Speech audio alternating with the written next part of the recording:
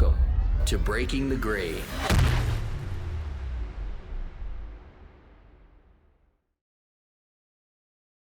Sher Downing has been a successful business owner for over 2 decades.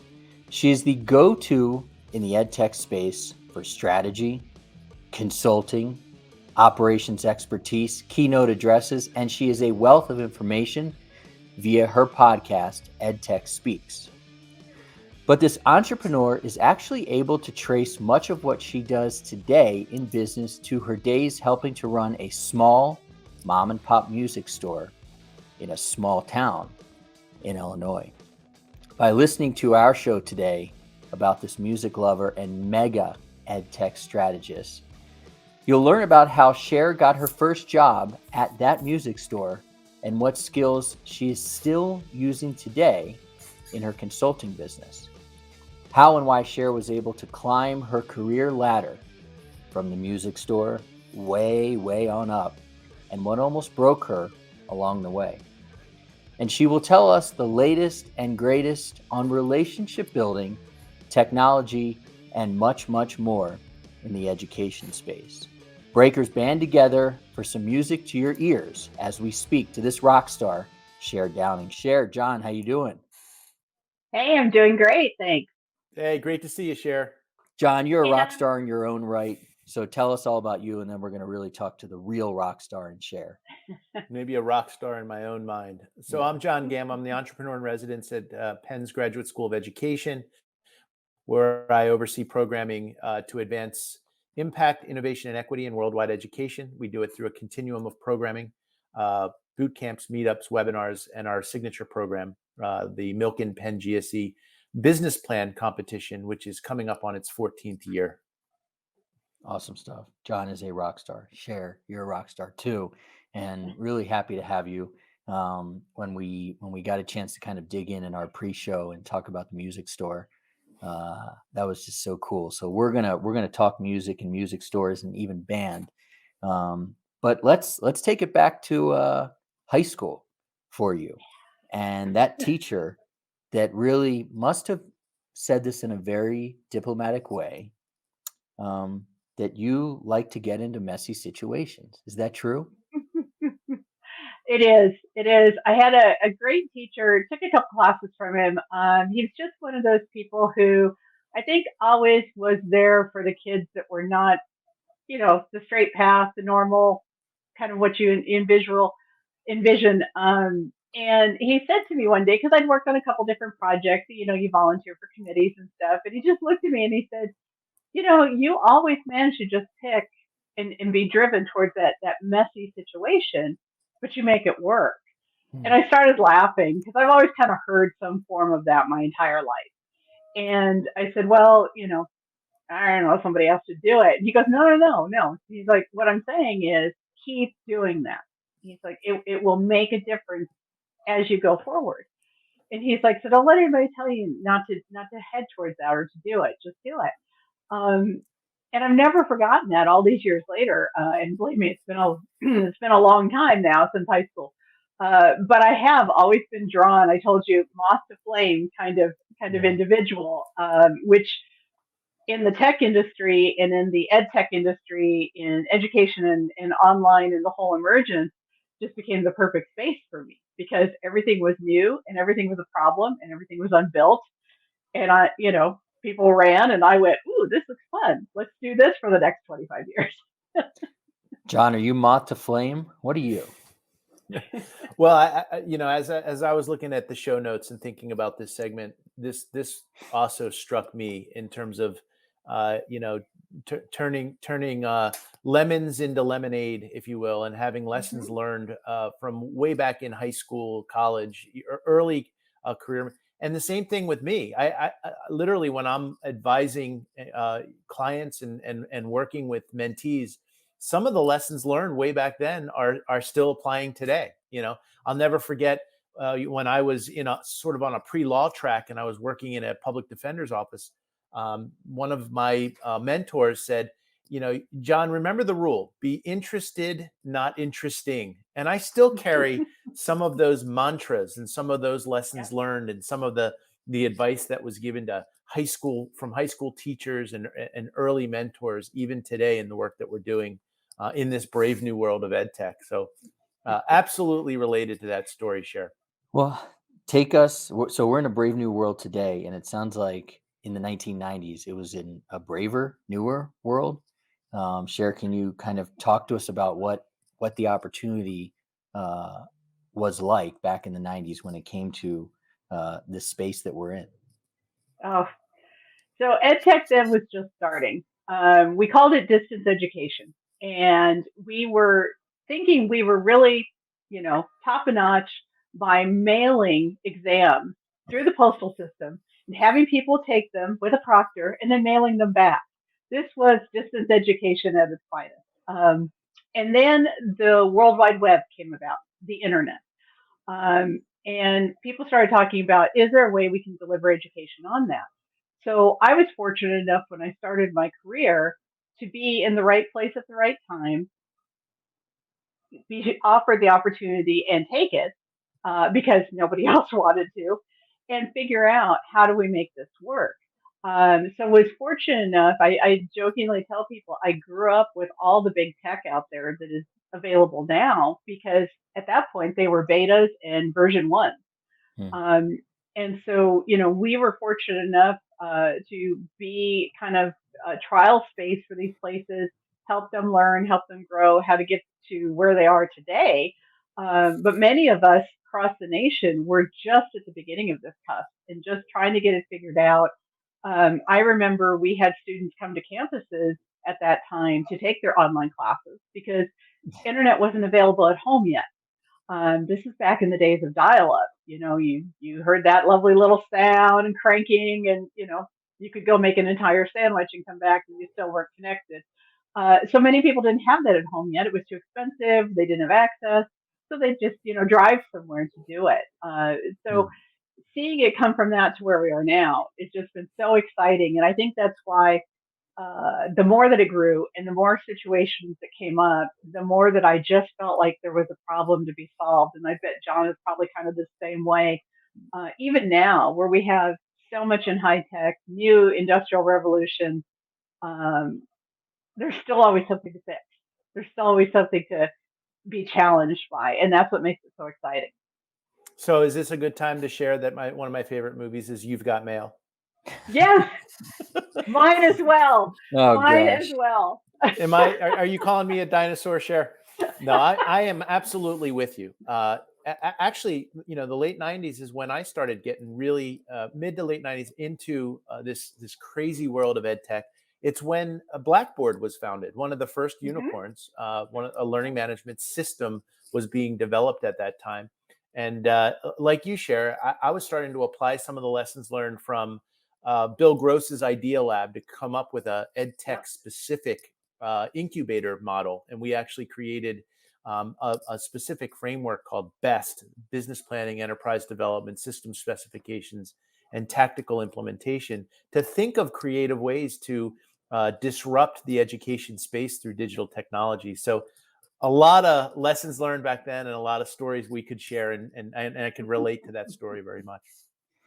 So share in the metaphor, the internet was kind of the flame for you Yeah, definitely. and allowed you to risk take. Where Mhm. were you doing your risk taking specifically as you were climbing the ladder? Absolutely. I had an opportunity to put 35 years in higher education. The last 25 specifically targeted and focused on online education, and that really was the opportunity. We didn't have specializations in those areas, and we didn't have people who came from other fields that had that that knowledge base. We were just getting started in it, and there was no wrong answer because nothing existed yet. We were actually a beta at my first institution for Blackboard, and it was a shell of what it is now. It was Mm-hmm. basically put some things in here and people can access them. But they would ask us, for feedback. What would you like to see? What would you like to do? So we were helping companies build And all through my career, we've been helping companies build through feedback, through experience, and even just through dreaming. Gosh, I wish this, tool would do X. And suddenly companies would be like, oh, maybe, we've heard that 3 times now. Maybe that's something we need to do. So the risk was always you were able to speak your mind. You were able to say what was wrong with the product, what was right with the product, what the opportunities were. Um, you were able to talk to people in terms of their experience. I think, but also you were able to say, who wants to try this? Who wants to do something? And in education, it's hard because we're always very traditional. But the opportunity can be you could get done faster. You could take a quicker class. You could take a summer school class and get ahead. So there's always a carrot for students, right? There's always something that's intriguing for them. For faculty, it's a matter of how do they do things differently? How do they reach a new audience? And so by combining that risk taking with dangling of carrots, you suddenly now have that perfect storm to start to build things and to move things forward. Music to your ears, John. Yeah, it really is. Again, relate to it so much, and also the power of storytelling. Hmm. You mentioned in terms of finding a need and thinking about a way to disrupt the education space, but also having a respect for the fact that the education space, whether it's pre-K 12 or higher ed, tends to work at a snail's pace. We call it the glacial pace by which the education space moves. So you have this sort of dichotomy of entrepreneurs and founders who want to go fast, want to innovate, but also having to respect the dynamics of the industry, which tends to not adapt to change very quickly. Of course, until the pandemic, which was an opportunity where it forced everybody to change fast. And like we say at Penn's Graduate School of Education, never let a crisis go to waste. And the amount of Right. transformation that's taken place since the pandemic has been absolutely unbelievable, and we're now seeing sort of a new stage or a new era of transformation and disruption in the education space that I hope will open new opportunities to deliver and support student success ultimately. John, these are the moments where I Absolutely. realize that we are very much in sync because I was going to bring up the elephant in the room of the pandemic, and but you brought it up, so awesome there. Before we switch over to your actual consulting business, maybe some tactical advice here for people in the job world. You are moth to flame, like to take risks, but you also seem like a really nice, cool person. So, but you Thank wanted you. to climb the ladder, so how do you climb the ladder the right way while still taking the risks that you need to? You've obviously you have, maybe it's not a formula, but you could at least be an example for others of how you did this while maintaining your desire to take risk and be a moth to a flame. Sure. So I always tell people I'm a product of the 80s. And in the 80s, if you remember, this was the Wall Street era. Your job was to get through college, climb that ladder, go as high as you could go, earn as much as you could earn. It didn't matter what field you were in. It was just we were all very driven in the 80s. And that's what we were taught. That's what that defines success in your life.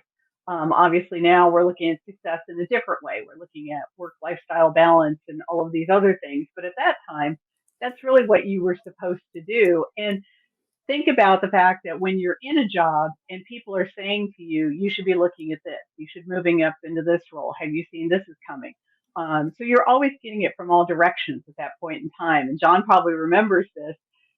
You were barely in a role and somebody would say to you, oh, have you thought about doing this next? And you're thinking, wow, I haven't even learned this part yet, but okay. That was just the mentality. So you had to be always looking for opportunity. And that's one thing I always tell mentees, and even in a startup. When you're in a startup, you usually get brought in because you're in one role, but that doesn't mean you can't have opportunities in doing other things within that startup. So you need to look at opportunities. When you're a moth to flame person, then what's not being done because somebody doesn't want to do it. But the ultimate core of all of this is relationship, building relationships with the people that you work with, understanding the organization and starting to build relationships with people that are outside of maybe your core space. Understanding the industry. How are you building relationships outside of there? Nowadays, it's very simple. You can build LinkedIn accounts, you can start to connect with people and do virtual networking and such. But back then, it was all handshakes and business cards and going to conferences. Right. So many people go to a conference and they don't talk to anyone. They don't attend, networking situations. They just go to those sessions they wanted to go to, and they go back to the hotel. That's a key time to meet people, to talk to people, to find commonalities. Do your homework ahead of time. Look at the list of people or the vendors that are going to be there. Who do you connect with? Because you have a similar background. John and I are finding out today we have a similar background. So that's a perfect time to connect with him after this and say, hey, we should talk more. Let's see where we're going. Let's see what opportunities we can do to connect others with us. But it's really all about building up that relationship with people, taking your past experiences, pulling together that real opportunity now to take advantage of the technology that will help you do that. But then also really look at what's coming, what's down the pike, what's going to be there. I'm a huge reader every day of multiple newspapers, articles, etc. Because when I see that one little mention of somebody's thinking of starting a company, or somebody's thinking of starting a product, or somebody's thinking that this is going to change education, those are the things that define what's coming next. And that's what I want to watch for. And that's where I want to be ahead of the game and knowledgeable in it, so that when I work with potential clients, when I mentor students, when I mentor ed tech, that I understand and I know what's already out there. So you have to do a lot of personal homework, I call it, to keep yourself prepared, to keep yourself out there. I just posted an article this morning about called "It's Not Always a Wonderful Life," the layoffs of the tech company. And what I talk about is, how do you prepare yourself? What define what you want in your next role. Take a look in so that you know where you're going. And for tech companies, look at doing more contract workers. We want to see how we can build a workforce differently.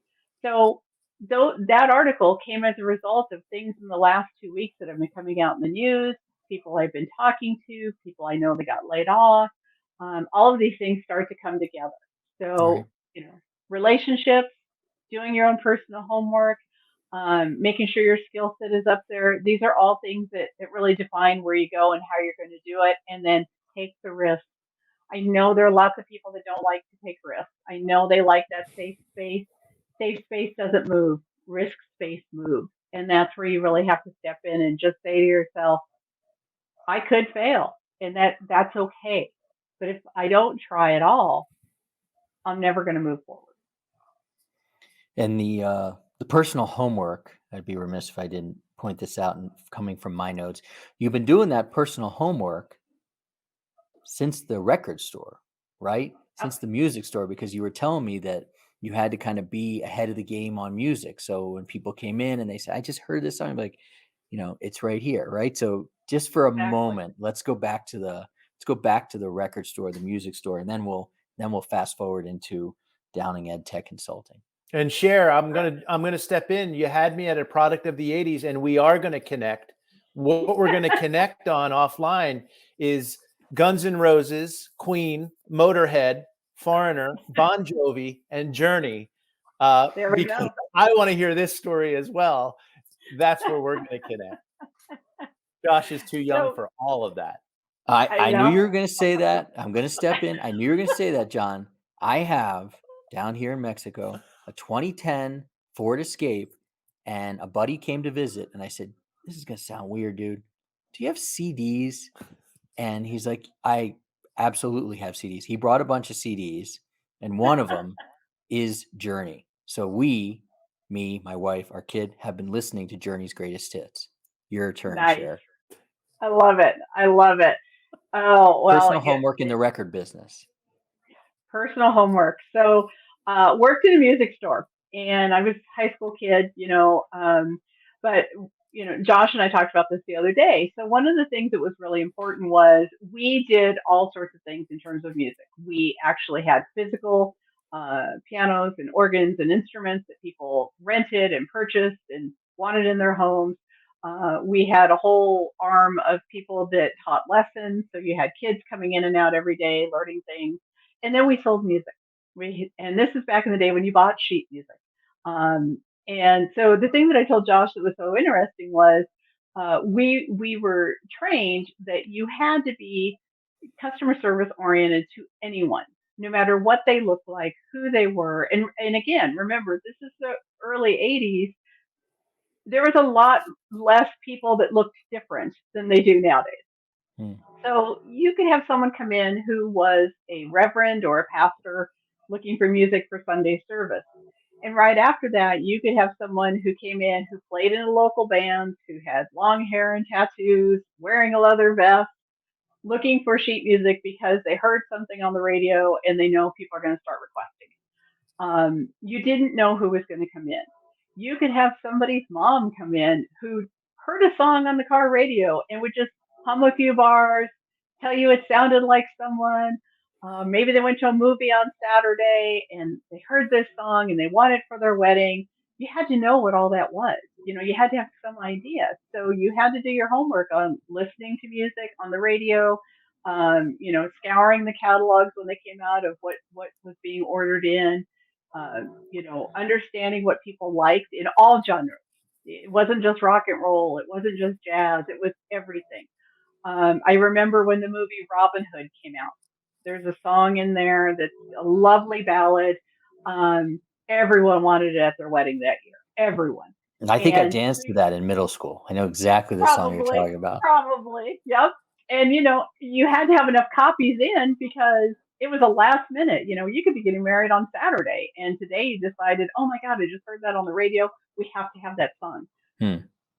Someone would come flying in and be like, yeah, we need a copy of that. So, you learned very early on that you had to work with everybody. You had to understand everybody. You had to stay ahead of everybody in terms of what was going on, what was being popular, what was next, new movies that were coming out, what their musical scores were going to be like.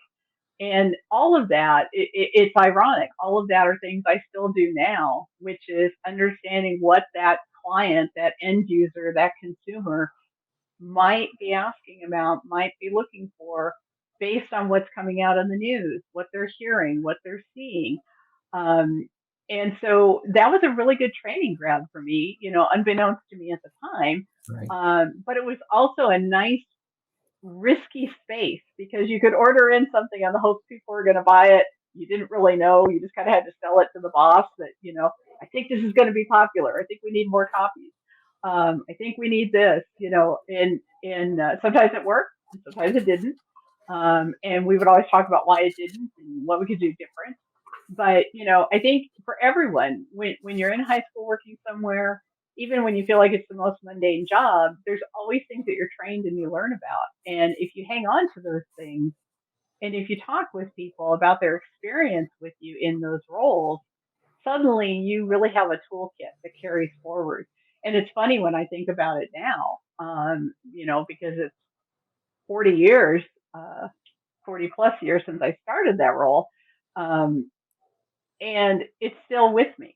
I still have memories of things, and I still have memories of failures and of good things that happened and of lessons learned. And it, affects how I deal with things now.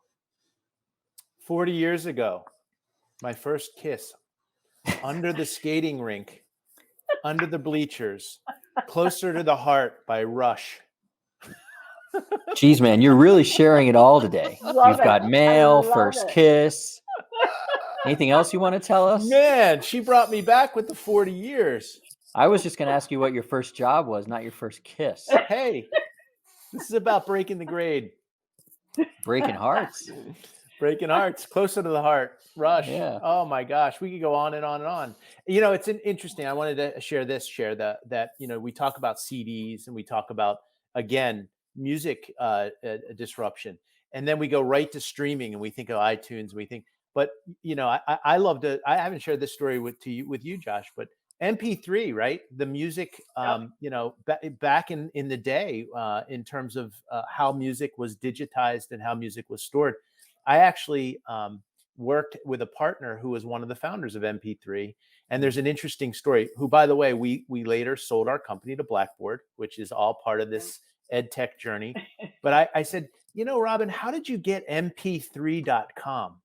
And he said, "Oh, this is a great story. And you'll both like this in terms of breaking the grade." Because he said, Michael Paul III was this guy who had a family picture album on the internet, Michael Paul, and it was MP3. So I went to him and I said, "I really need this URL MP3 because I'm building this business, the whole MP3 movement. Please sell it." And the guy said, "I am never going to sell you my URL because I have this incredible library of family photos on the internet."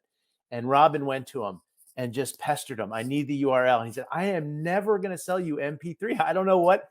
And finally, Robin called him. It was like the 20th time and said, "What's it going to take?" And the guy said, "All right, it's going to cost you $500." Yeah.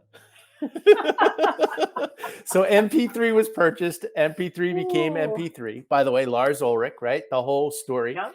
And thankfully, Robin went back to Michael Paul III when it was all said and done and stroked him a check for $250,000 and said, "Oh man, I got that URL for that price. Here you go. I want you to participate in my exit." So that's the story of MP3. And By here the we And are. there's way, a lot of those. There's a A lot of lot of those those from that stories. time. A lot of those betas that we did, that we worked on, that even some that we just thought, wow, this is not going anywhere, got bought up, got moved around, got rethought. We were just joking the other day about the fact that you used to make a cassette tape, of all your favorite songs. And you just, I mean, now it was illegal then, but now they actually persecute you for it. Back then, everybody was doing it, so nobody thought too much of it. But you would just record all your favorite songs and put them onto a cassette tape. And now we pay to stream. It's fine to own it, a copy of it.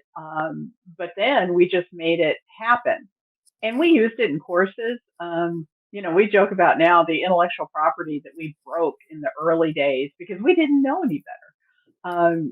We'd have an online class and we just shove it full of everything, cartoons, pictures, everything.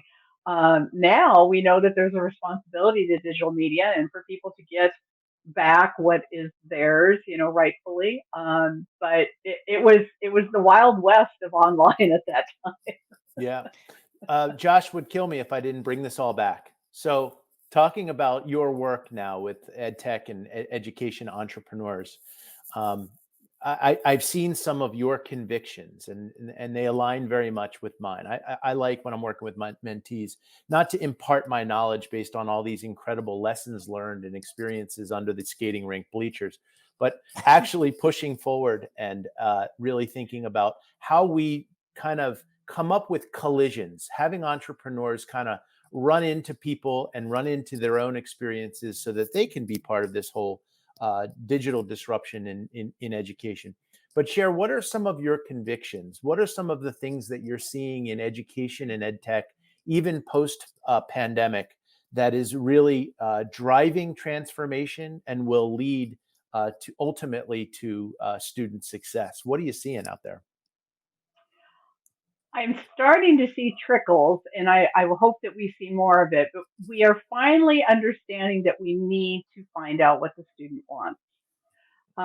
We have always professed to doing what the student wants, but we've not really been very good at it. We've done a cursory job of it, I think, over the years. But now we are seeing, for example, students like hybrid, not because they don't have to walk to class or they don't have to show up somewhere, but because they can learn at their own pace and their own style at home or wherever they're living in the foundational materials.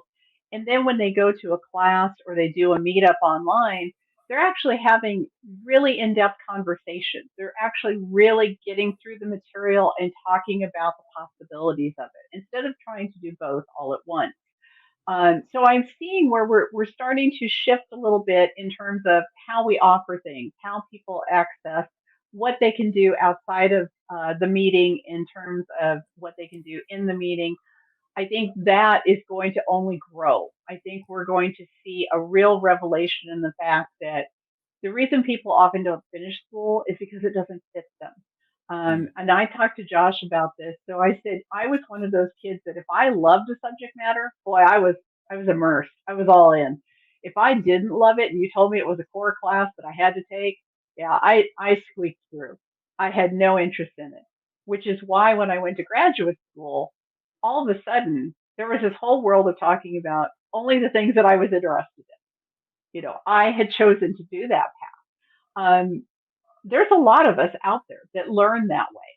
We don't learn well when it's not presented to us in a format that we enjoy or we comprehend well. It's a lot of times where if we are adult learners and we have so many other things going on, we're trying to squeeze learning in. We can't fit into a traditional calendar. But I think even more so, we want time to think through the process. We want time to have consideration. Where that goes into a larger transformation is this is also how we do product development.